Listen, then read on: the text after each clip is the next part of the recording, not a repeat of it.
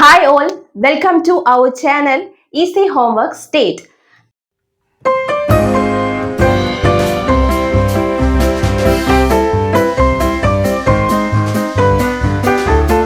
Easy homework state എന്ന് പറയുന്നത് state സിലബസിലുള്ള കുട്ടികൾക്ക് മാത്സ് ഹോംവർക്ക് ചെയ്യാൻ സഹായിക്കുന്ന ഒരു ചാനലാണ്. നമ്മൾ ഇൻട്രോ സെക്ഷനിൽ പറഞ്ഞതാണ്. അപ്പോൾ ആദ്യമായിട്ട് കാണുന്നവരുണ്ടെങ്കിൽ ഒന്നും കൂടെ നമ്മുടെ ചാനലിൽ നമ്മൾ ഡിസ്ക്രൈബ് ചെയ്യാണ്.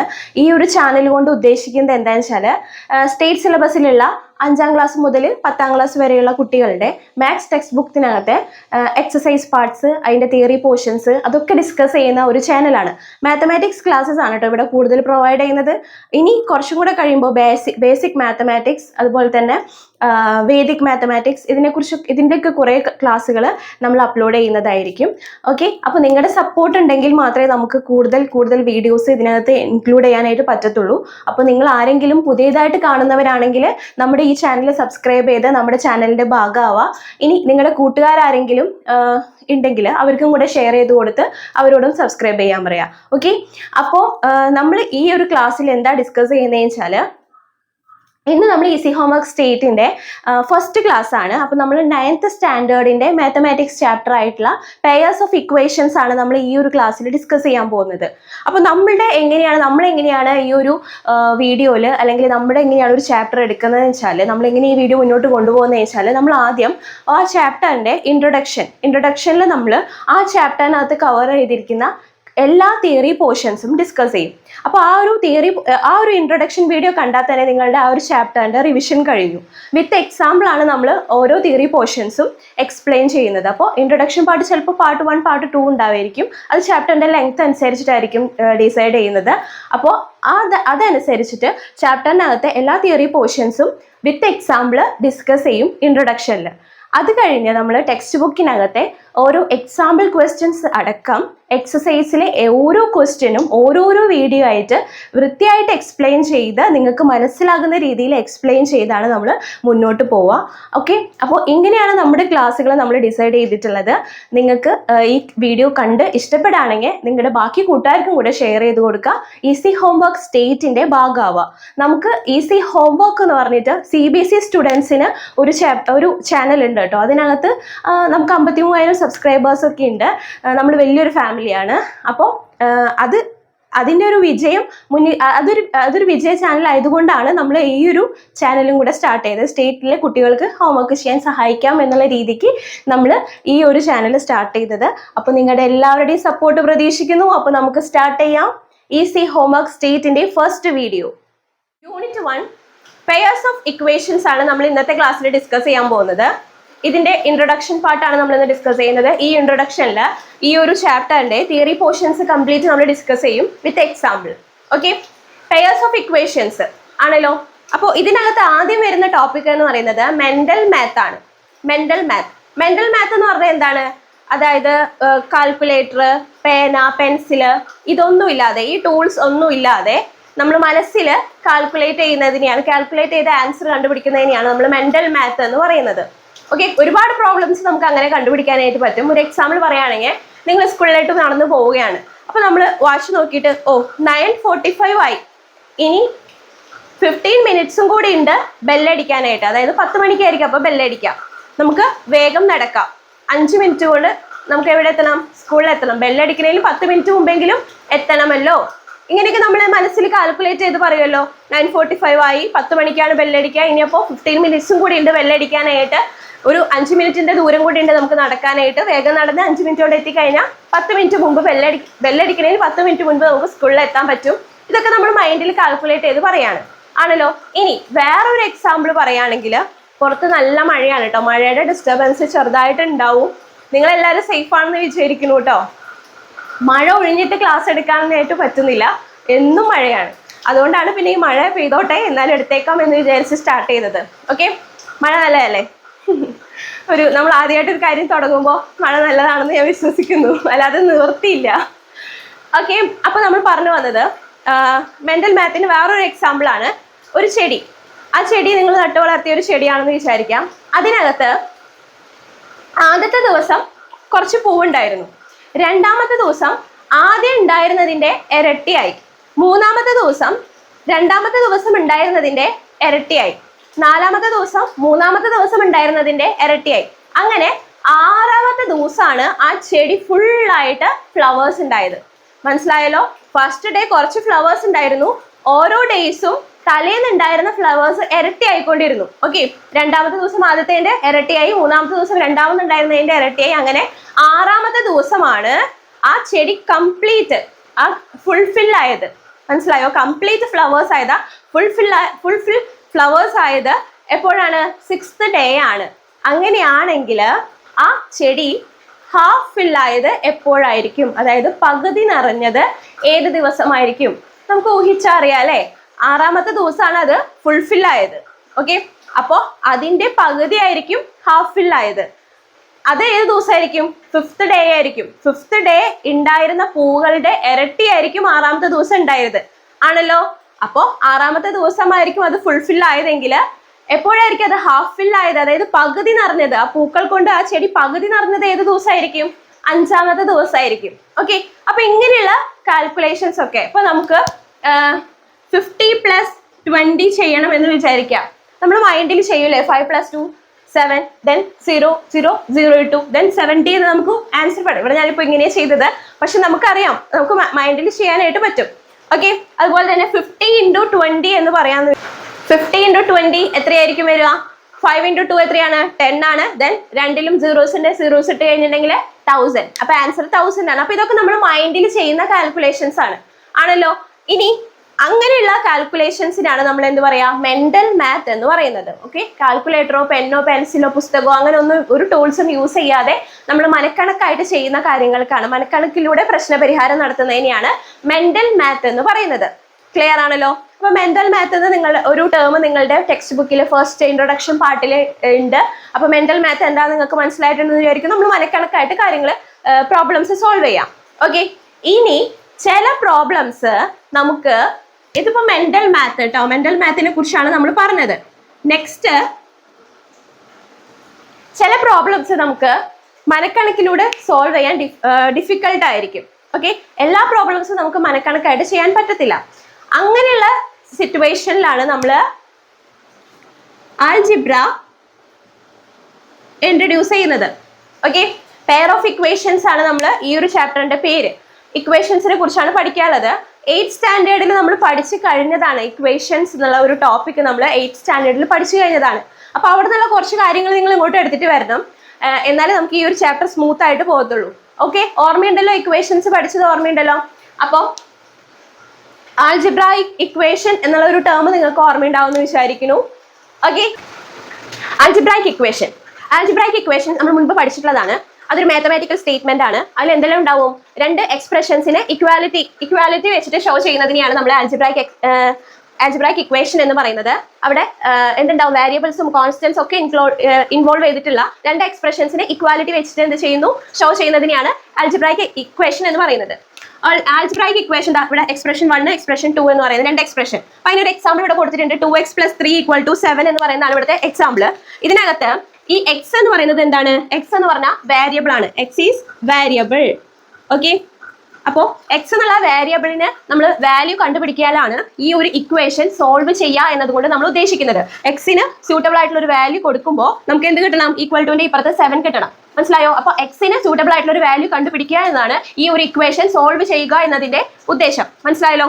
ദെൻ 2, 3, 7 എന്നൊക്കെ പറയുന്നത് എന്താണ്? കോൺസ്റ്റൻസ് ആണ്. മനസ്സിലായല്ലോ? അപ്പൊ എക്സ് എന്ന് പറയുന്നത് അവിടുത്തെ വേരിയബിൾ ആണ്. 2, 3, 7 എന്നൊക്കെ പറയുന്നത് അവിടുത്തെ കോൺസ്റ്റൻസ് ആണ്. ഇവിടെ മാത്തമാറ്റിക്കൽ ഓപ്പറേറ്റർ ഉണ്ട്. അത് ഏതാണ്? പ്ലസും പിന്നെ 2x എന്ന് പറഞ്ഞാൽ എന്താ മീനിങ്? 2 × x എന്നാണ്. Okay, 2 × x + 3 = 7. ഇതാണ് ഈ ഇക്വേഷൻ. മനസ്സിലായല്ലോ? അപ്പോൾ ഇവിടെ മൾട്ടിപ്ലിക്കേഷനും പ്ലസും ഇൻവോൾവ് ചെയ്തിട്ടുള്ള ഒരു ഇക്വേഷൻ ആണ്. മനസ്സിലായല്ലോ? അപ്പൊ 2x + 3 എന്ന് പറയുന്നത് ഒരു എക്സ്പ്രഷൻ ആണ്. 7 എന്ന് പറയുന്നത് വേറൊരു എക്സ്പ്രഷൻ ആണ്. അതിനെ ഈക്വൽ ടു വെച്ചിട്ട് ഷോ ചെയ്തിരിക്കുന്നതാണ് ഈ ഒരു ഇക്വേഷൻ എന്ന് പറയുന്നത്. മനസ്സിലായോ? രണ്ട് എക്സ്പ്രഷൻസിനെ, അതിലെ വേരിയബിൾസ് ഉണ്ടായിരിക്കും, കോൺസ്റ്റൻസ് ഉണ്ടായിരിക്കും, ഓപ്പറേറ്റേഴ്സ് ഉണ്ടായിരിക്കും. ഇവിടുത്തെ ഓപ്പറേറ്റേഴ്സ് ഏതൊക്കെയാണ്? അഡീഷനും മൾട്ടിപ്ലിക്കേഷനുമാണ്. ഓക്കെ, അപ്പോൾ ഇത്രയും ഐറ്റംസ് ഉള്ള ഒരു രണ്ട് എക്സ്പ്രഷൻസിനെ ഈക്വൽ സൈൻ വെച്ചിട്ട് ഷോ ചെയ്യുന്നതിനെയാണ് നമ്മൾ ആൽജിബ്രായിക് ഇക്വേഷൻ എന്ന് പറയുന്നത്. മനസ്സിലായല്ലോ? ഇതിനകത്ത് എക്സിന്റെ വാല്യൂ കണ്ടുപിടിക്കുന്നതിനെയാണ് നമ്മൾ ഈ ഇക്വേഷൻ സോൾവ് ചെയ്യുക എന്നതുകൊണ്ട് ഉദ്ദേശിക്കുന്നത്. അത് മനസ്സിലായല്ലോ? ഇനി ഇനി ഞാൻ പറയാൻ പോകുന്നത് എങ്ങനെയാണ് ഈ ഇക്വേഷൻ സോൾവ് ചെയ്യുന്നത്. ഓക്കെ, ഈ ഇക്വേഷൻ സോൾവ് ചെയ്യാൻ നമ്മൾ എന്താ ചെയ്യേണ്ടത്? എക്സ് ഉള്ള ടേമിനെ നമ്മൾ ഐസൊലേറ്റ് ചെയ്യണം. മനസ്സിലായോ? അതായത് എക്സ് ഉള്ള ടേമിനെ ഇവിടെ നിർത്തണം, ബാക്കിയുള്ള ടേംസിനെ അപ്പുറത്തോട്ട് കൊണ്ടുപോകണം. അതിന് നമ്മൾ ആദ്യം എന്ത് പഠിക്കണം? RHS എന്താണെന്ന് പഠിക്കണം. അതുപോലെ LHS എന്താണെന്നും പഠിക്കണം. RHS എന്ന് പറഞ്ഞാൽ എന്താ? Right hand side. LHS എന്ന് പറഞ്ഞാൽ എന്താ? Left hand side. LHS ഈ ഒരു ഇക്വേഷന്റെ കേസിൽ എന്താണ്? ഈ ഒരു ഇക്വേഷന്റെ കേസിൽ ഈ ഒരു പോർഷൻ ഏതാണ്? LHS ആണ്. മനസ്സിലായോ? Left hand side. ഇതേതാണ്? RHS ആണ്. അതായത് ഈക്വൽ ടുവിന്റെ അപ്പുറത്തുള്ളത് എന്താണ്? Right hand side, RHS. Clear ആണല്ലോ? അപ്പൊ ഈ ഒരു കാര്യം നമ്മൾ മൈൻഡിൽ ഉണ്ടാക്കണം. ഒരു ഇക്വേഷന്റെ LHS എന്താ RHS എന്താണെന്ന് നമ്മൾ ഇനിയുള്ള പോർഷൻസിൽ നമ്മൾ LHS RHS എന്നൊക്കെ പറയത്തേ ഉള്ളൂ. അപ്പൊ നിങ്ങൾ എന്താണെന്നുള്ളത് ഇവിടെ മനസ്സിലാക്കണം. ക്ലിയർ ആണല്ലോ? അപ്പോൾ ആദ്യം എന്താ ചെയ്യേണ്ടത്? ഈ ഒരു ഇക്വേഷൻ സോൾവ് ചെയ്യുക എന്നത് പറയുന്നത് എക്സിന്റെ വാല്യൂ കണ്ടുപിടിക്കലാണ്. എക്സിന്റെ വാല്യൂ കണ്ടുപിടിക്കാൻ നമ്മൾ എന്താ ചെയ്യേണ്ടത്? എക്സ് ഉള്ള ടേമിനെ ഐസൊലേറ്റ് ചെയ്യണം. അതായത് എക്സ് ഉള്ള ടേമിനെ ലെഫ്റ്റ് സൈഡിൽ നിർത്തിയിട്ട് ബാക്കി ടേംസിനെ എല്ലാം നമ്മൾ എങ്ങോട്ട് കൊണ്ടുപോകണം? ഈക്വൽ ടുവിന്റെ അപ്പുറത്തോട്ട് കൊണ്ടുപോകണം. അതായത് റൈറ്റ് ഹാൻഡ് സൈഡിലോട്ട് കൊണ്ടുപോകണം. ക്ലിയർ ആണല്ലോ? ദെൻ എക്സ് ഉള്ള ടേം ഏതാണ്? 2x ആണ് അല്ലേ? 2x ആണ് ഇവിടെ എക്സ് ഉള്ള ടൈം. അപ്പൊ അതിനെ ഐസൊലേറ്റ് ചെയ്യാന്ന് പറഞ്ഞാൽ 2xനെ ഇവിടെ നിർത്താം. 2x ദെൻ +3 അടുത്ത ടേം ആണ്. അതിനെ റൈറ്റ് ഹാൻഡ് സൈഡിലോട്ട് കൊണ്ടുപോവാം. 2x ഈക്വൽ ടു ഓൾറെഡി അവിടെ ആരുണ്ട്? 7 ഉണ്ട്. 7 അവിടെ തന്നെ ഉണ്ട്. ദെൻ +3 അപ്പുറത്തോട്ട് പോകുമ്പോൾ ഈക്വൽ ടുവിന്റെ അപ്പുറത്തേക്ക് പോകുമ്പോൾ എന്താവും? -3 ആയിരിക്കും. മനസ്സിലായല്ലോ? ഇവിടെ ലെഫ്റ്റ് ഹാൻഡ് സൈഡിൽ ഏത് ഓപ്പറേറ്റർ ഉണ്ടായാലും അതിനെ അപ്പുറത്തേക്ക് കൊണ്ടുപോകുമ്പോൾ, അതായത് ഇവിടുത്തെ ഏത് ടേമിനെ റൈറ്റ് ഹാൻഡ് സൈഡിലോട്ട് കൊണ്ടുപോകുമ്പോൾ എന്ത് വേണം? സൈൻ ചേഞ്ച് ചെയ്യും. ഇവിടെ പ്ലസ് ആണെങ്കിൽ ഓപ്പറേറ്റർ ചേഞ്ച് ചെയ്യും. അതായത് ഇവിടെ പ്ലസ് ആണെങ്കിൽ അതിന്റെ ഓപ്പോസിറ്റ് ആയിരിക്കും. എവിടേക്ക്? സമത്തിന്റെ അപ്പുറത്തേക്ക് പോകുമ്പോൾ, ഈക്വൽ ടുവിന്റെ അപ്പുറത്തേക്ക് പോകുമ്പോൾ എന്തായിരിക്കും? മൈനസ് ആയിരിക്കും. ഇവിടെ ഇൻഡു ആണെങ്കിൽ അങ്ങോട്ട് പോകുമ്പോൾ എന്താവും? ഡിവിഷൻ ആവും. ഓക്കെ, ഇതൊക്കെ നമ്മൾ ഓർത്തെടുക്കേണ്ടതാണ്. അതായത് ഇക്വേഷൻ എന്നുള്ള ഒരു ചാപ്റ്റർ നമ്മൾ 8th സ്റ്റാൻഡേർഡിൽ പഠിച്ചപ്പോൾ ഈ കാര്യങ്ങളൊക്കെ നമ്മൾ പഠിച്ചിട്ടുണ്ടായിരിക്കും. ഇതൊക്കെ ഒന്ന് നമ്മൾ റീകളക്ട് ചെയ്ത് കൊണ്ടുവന്നാലേ നമുക്ക് ഈ ഒരു സെക്ഷനിലെ പ്രോബ്ലംസ് ചെയ്യാനായിട്ട് പറ്റത്തുള്ളൂ. അപ്പൊ മനസ്സിലായല്ലോ? റൈറ്റ് ഹാൻഡ് സൈഡ് എന്താന്ന് മനസ്സിലായി, ലെഫ്റ്റ് ഹാൻഡ് സൈഡ് എന്താന്ന് മനസ്സിലായി. ഒരു ഇക്വേഷൻ സോൾവ് ചെയ്യാന്ന് പറയുന്നത് എക്സിന്റെ വാല്യൂ കണ്ടുപിടിക്കലാണ്. എക്സിന്റെ വാല്യൂ കണ്ടുപിടിക്കണമെങ്കിൽ എക്സിന്റെ വാല്യൂ ഉള്ള എക്സ് ഉള്ള ആ ഒരു ടേമിനെ ഐസൊലേറ്റ് ചെയ്യണം. അതിനെന്ത് ചെയ്യണം? 2xനെ ഇവിടെ നിർത്തിയിട്ട് ബാക്കിയുള്ളതിനെല്ലാം അപ്പുറത്തോട്ട് കൊണ്ടുപോകണം, റൈറ്റ് ഹാൻഡ് സൈഡിലോട്ട് കൊണ്ടുപോകണം. അതിന് 2xനെ ഇവിടെ നിർത്തി, കൂടെയുള്ളത് +3 ആയിരുന്നു. അതിനെ റൈറ്റ് ഹാൻഡ് സൈഡിലോട്ട് കൊണ്ടുപോയപ്പോൾ -3 ആയി. +3 -3 ആയി. സോ 7 - 3 എന്ന് കിട്ടി. ഓക്കെ, അപ്പൊ 2x എന്ന് പറയുന്നത് എന്ത് കിട്ടി? 7 - 3 എത്രയാ? 4 എന്ന് കിട്ടി. ക്ലിയർ ആയല്ലോ? അപ്പൊ 2x = 4 എന്ന് കിട്ടി. സോൾവ് ആയോ? ഇല്ല, നമുക്ക് എക്സിന്റെ വാല്യൂ ആണ് കണ്ടുപിടിക്കേണ്ടത്. ഇപ്പൊ നമുക്ക് 2x = 4 എന്നാണ് കിട്ടിയിട്ടുള്ളത്. ദെൻ എക്സ് കണ്ടുപിടിക്കണം. പിന്നെയും എക്സിനെ ഐസൊലേറ്റ് ചെയ്യണം. അപ്പൊ എക്സിനെ മാത്രം ഇവിടെ നിർത്താം. എക്സിന്റെ കൂടുള്ളത് ആരാണ്? 2 ആണ്. 2 അവിടെ എന്താ? 2 × x ആണ്. ഓക്കെ, 2 × x ആണ്. 2 × x ആണ് 4 എന്ന് പറയുന്നത്. സോ എക്സിനെ മാത്രം ഇവിടെ നിർത്തുമ്പോൾ ഇവിടെ ഇൻഡു ആണ് വന്നിരിക്കുന്നത്. അത് ഈക്വൽ ടുവിന്റെ അപ്പുറത്തോട്ട് പോകുമ്പോൾ എന്താവും? ഡിവിഷൻ ആവും. മൾട്ടിപ്ലിക്കേഷൻ ഡിവിഷൻ ആവും. ഓപ്പോസിറ്റ് ഓപ്പറേറ്റർ ആവും. മനസ്സിലായോ? ഇവിടെ പ്ലസ് ആണെങ്കിൽ ഈക്വൽ ടുവിന്റെ അപ്പുറത്തേക്ക് പോകുമ്പോൾ മൈനസ് ആവും. ഇവിടെ ഇൻഡു ആണെങ്കിൽ അങ്ങോട്ട് പോകുമ്പോൾ എന്താവും? ഡിവിഷൻ ആവും. ഇവിടെ ഡിവിഷൻ ആണെങ്കിൽ അങ്ങോട്ട് പോകുമ്പോൾ എന്താവും? മൾട്ടിപ്ലിക്കേഷൻ ആവും. ഇവിടെ മൈനസ് ആണെങ്കിൽ അങ്ങോട്ട് പോകുമ്പോൾ പ്ലസ് ആവും. മനസ്സിലായല്ലോ? Then X = 4. 4 അവിടെ ഓൾറെഡി ഉണ്ട്. ദെൻ 2 ഇവിടെ ഇൻഡു ആണ്, അങ്ങോട്ട് പോകുമ്പോൾ എന്താ? ഡിവിഷൻ ആയി. അപ്പൊ എന്താ? ഡിവൈഡഡ് ബൈ 2 ആയി. 4 ഡിവൈഡഡ് ബൈ 2. 4 ഡിവൈഡഡ് ബൈ 2 എത്രയാണ്? 2. അപ്പൊ എക്സിന്റെ വാല്യൂ എന്താ? 2. അപ്പൊ എക്സിന്റെ വാല്യൂ കണ്ടുപിടിച്ചു. അങ്ങനെയാണ് ഈ ഒരു ഇക്വേഷൻ സോൾവ് ചെയ്തത്. അപ്പൊ ഇക്വേഷൻ എന്താന്ന് മനസ്സിലായി അല്ലേ? ഇക്വേഷൻ എന്ന് പറഞ്ഞു കഴിഞ്ഞിട്ടുണ്ടെങ്കിൽ 2 എക്സ്പ്രഷൻസ് അതിനെ ഈക്വൽ ടു സൈൻ ഇട്ട് കാണിക്കുന്നതിനെയാണ് നമ്മൾ ഇക്വേഷൻ എന്ന് പറയുന്നത്. Okay, expression 1 expression 2 equal to sign ഇട്ട് കാണിക്കുന്നതിനെയാണ് നമ്മൾ ഇക്വേഷൻ എന്ന് പറയുന്നത്. ഇക്വേഷന് ഒരു ലെഫ്റ്റ് ഹാൻഡ് സൈഡ് ഉണ്ട്, ഒരു റൈറ്റ് ഹാൻഡ് സൈഡ് ഉണ്ട്. ഇക്വേഷനിൽ എന്തൊക്കെയാണുള്ളത്? ഓപ്പറേറ്റേഴ്സ് ഉണ്ടായിരിക്കും, അതുപോലെ തന്നെ കോൺസ്റ്റൻസ് ഉണ്ടായിരിക്കും, ദെൻ വേരിയബിൾ ഉണ്ടായിരിക്കും. ആ വേരിയബിളിന്റെ വാല്യൂ കണ്ടുപിടിക്കുന്നതിനെയാണ് ഇക്വേഷൻ സോൾവ് ചെയ്യുക എന്നതുകൊണ്ട് ഉദ്ദേശിക്കുന്നത്. ഇനി ഇനി ഇതുപോലെ തന്നെ ഇക്വേഷൻ സോൾവ് ചെയ്യണമെങ്കിൽ നമുക്ക് ആ വേരിയബിൾ ഉള്ള ടേമിനെ ഐസൊലേറ്റ് ചെയ്യുക, ദെൻ ബാക്കിയുള്ളതിനെല്ലാം റൈറ്റ് ഹാൻഡ് സൈഡിലോട്ട് കൊണ്ടുപോകുമ്പോൾ നമ്മൾ ശ്രദ്ധിക്കേണ്ട കാര്യം എന്താ, ഓപ്പറേറ്റേഴ്സ് ഒക്കെ ഈക്വൽ ടുവിന്റെ അപ്പുറത്തേക്ക് പോകുമ്പോൾ അതിന് ഓപ്പോസിറ്റ് ആയിരിക്കും. ഓക്കെ, പ്ലസ് ആണെങ്കിൽ അത് മൈനസ് ആവും, മൈനസ് ആണെങ്കിൽ പ്ലസ് ആവും, ഇൻഡു ആണെങ്കിൽ ഡിവിഷൻ ആവും, ഡിവിഷൻ ആണെങ്കിൽ ഇൻഡു ആവും. ഓക്കെ, അപ്പൊ ഇത്രയും കാര്യങ്ങൾ നിങ്ങൾക്ക് ഓർമ്മ വന്നു എന്ന് വിചാരിക്കുന്നു. ഇതൊക്കെ നമ്മൾ മുൻപത്തെ ക്ലാസ്സിൽ പഠിച്ചതാണ്. ഇനി നമ്മളെ പ്രോബ്ലംസ് ചെയ്യില്ലേ, അപ്പൊ നമുക്കിത് കൂടുതൽ നമുക്ക് മനസ്സിലാവും. ഓക്കെ, അപ്പൊ മനസ്സിലായല്ലോ. അപ്പൊ എന്താണ് ഒരു ആൾജിബ്രായിക് ഇക്വേഷൻ എന്താണെന്ന് മനസ്സിലായി. ഓക്കെ, അപ്പൊ ഇതുപോലുള്ള ആൾജിബ്രായിക് ഇക്വേഷൻസിന്റെ പെയേഴ്സിനെ, അതായത് രണ്ട് ആൾജിബ്രായിക് ഇക്വേഷൻസ് ഇതുപോലെ തന്നു കഴിഞ്ഞിട്ടുണ്ടെങ്കിൽ അതിനെയാണ് നമ്മൾ എന്ത് പറയുന്നത്, പെയേഴ്സ് ഓഫ് ഇക്വേഷൻ എന്ന് പറയുന്നത്. അപ്പൊ നമ്മുടെ ഈ ഒരു ചാപ്റ്ററിൽ നമ്മൾ ഡിസ്കസ് ചെയ്യുന്നത് എന്താണ്, പെയേഴ്സ് ഓഫ് ഇക്വേഷൻസ് ആണ്. ഓക്കെ, പെയേഴ്സ് ഓഫ് ഇക്വേഷൻസ് എന്ന് പറഞ്ഞു കഴിഞ്ഞിട്ടുണ്ടെങ്കിൽ സിസ്റ്റം ഓഫ് ഇക്വേഷൻസ് ആണ്. അതായത് അവിടെ രണ്ട് ഇക്വേഷൻസ് ഉണ്ടായിരിക്കും, രണ്ടിലും സെയിം സെറ്റ് ഓഫ് വേരിയബിൾസ് ആയിരിക്കും ഉണ്ടായിരിക്കുക. മനസ്സിലായോ? Involve same set of variables. അതായത് ഇവിടെ എക്സ് ഉണ്ട്, ഇവിടെ വൈ ഉണ്ട്. ദെൻ അതുപോലെ തന്നെ ഈ സെക്കൻഡ് ഇക്വേഷനിലും എക്സും ഉണ്ട്, വൈ ഉണ്ട്. ആ രണ്ട് ഇക്വേഷൻസിലും രണ്ടുണ്ടായിരിക്കും, ആ രണ്ടിലും സെയിം സെറ്റ് ഓഫ് വേരിയബിൾസ് ആയിരിക്കും, ഒരേ വേരിയബിൾസ് ആയിരിക്കും ഉണ്ടാവുക. എക്സും വൈയും കണ്ടു, രണ്ടിലും സെയിം ആണ്. ദെൻ ഇതിന്റെ ഒരു ഗോൾ എന്ന് പറയുന്നത് എന്താണ്, the goal is to find the values of these variables that satisfy all equation in the system simultaneously. അതായത് ഈ വാല്യൂസ് ഇവിടുത്തെ ഒരു ഗോൾ എന്ന് പറയുന്നത്, അതായത് പെയേഴ്സ് ഓഫ് ഇക്വേഷൻസിന്റെ ഒരു ഗോൾ എന്ന് പറയുന്നത് എന്താണെന്ന് വെച്ചാല് ഇവിടെ എക്സിന്റെയും വൈന്റെയും വാല്യൂസ് നമ്മൾ കണ്ടുപിടിക്കണം. പക്ഷെ ആ വാല്യൂസ് ഈ രണ്ട് ഇക്വേഷനും ഒരേ സമയം സാറ്റിസ്ഫൈ ചെയ്യുന്നതായിരിക്കണം. അങ്ങനെ ഒരേ സമയം സാറ്റിസ്ഫൈ ചെയ്യാന്ന് പറഞ്ഞതിന്റെ അർത്ഥം എന്താ വെച്ചാല് എക്സിനും വൈക്കും ഇവിടെ ഒരു വാല്യൂ നമ്മൾ കണ്ടുപിടിച്ചാൽ ആ എക്സും വൈ ഇവിടെ കൊടുക്കുമ്പോൾ ഈ ഇക്വേഷനും സോൾവ് ആവണം, ദെൻ ഈ ഇക്വേഷനും സോൾവ് ആയിരിക്കണം. മനസ്സിലായോ? ഈ രണ്ട് ഇക്വേഷനും സാറ്റിസ്ഫൈ ചെയ്യുന്ന വാല്യൂസ് ആയിരിക്കണം എക്സിനും വൈക്കും നമ്മൾ കണ്ടുപിടിക്കേണ്ടത്. ഓക്കെ, അപ്പൊ മനസ്സിലായല്ലോ.